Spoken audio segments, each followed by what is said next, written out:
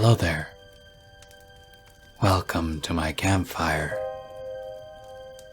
My name is Seraphine, the Midnight Bard, and I travel from place to place, seeking the strange, the bizarre, and the unexplained.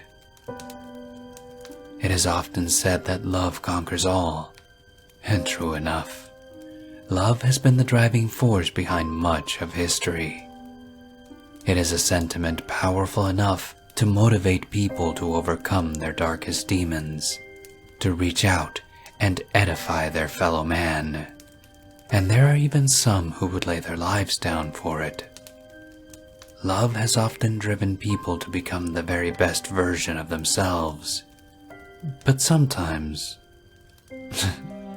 well, sometimes it can make a person turn their back on logic and justify extreme actions. A man who would do anything for his beloved finds himself in a tough situation. True though his love may be, all of his affections remain unrequited.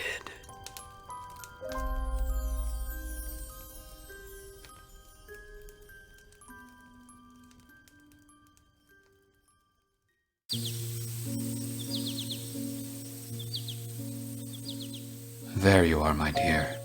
I breathed a sigh of relief as I finally spotted her through my binocular lenses. She was moving slowly, her naked body covered in dirt and ravaged by thorns and branches. I approached as quietly as I could, never taking my eyes from her.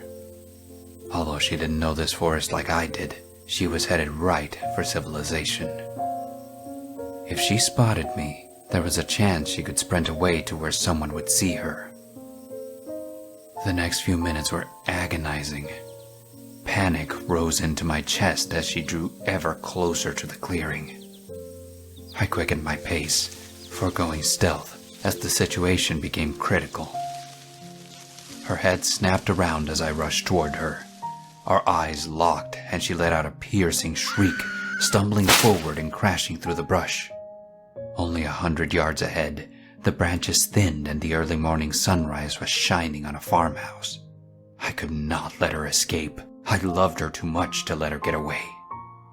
The net stopped her dead in her tracks, pulling her down to the forest floor. Her screaming echoed around us, sure to alert someone of her presence if I didn't act fast. "Sorry, love. Can't let you go," I muttered, dragging her through the trees and doing my best to stifle her wailing. By the time I finally made it home, she still hadn't let up her racket. Not that it mattered. There was no one around to hear her now. "Let's get you inside," I said, looking her filthy body over.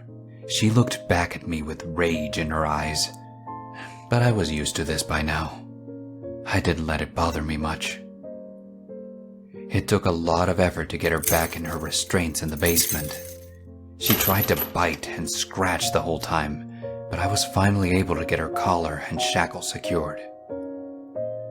"Don't you ever scare me like that again," I scolded before I retreated upstairs to the kitchen. I walked past framed pictures of us during simpler days, hand in hand, smiling and in love, so blissfully unaware of the bleak future ahead of us. The outbreak changed everything. Thousands of people were infected within weeks, exhibiting aggressive behavior and a craving for human flesh. The government stepped in quickly, slaughtering the infected to prevent the spread. And to their credit, they were successful in reducing the infection rate. These days, sightings are rare, and they are dealt with swiftly. I made my way back down the steps, her wild eyes fixed on the raw meat in my hands, foaming at the mouth and desperately pulling at her restraints. I tossed it toward her and watched as she tore at it ravenously, blood splattering the walls and dripping down her chin. "Happy anniversary, Sarah," I whispered.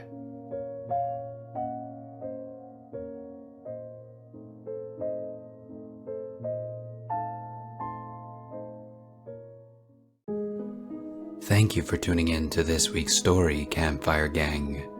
Remember to leave a like and hit subscribe if you haven't done so already.